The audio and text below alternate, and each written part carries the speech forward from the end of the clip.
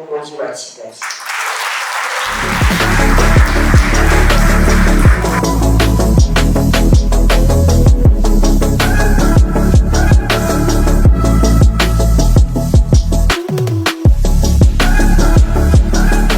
nk'abayobozi batowe dufite inshingano zo gukorera abaturage mu buryo buboneye kandi tugakora ibishoboka byose kugira ngo barusheho kunogerwa n'ibyo tubakorera.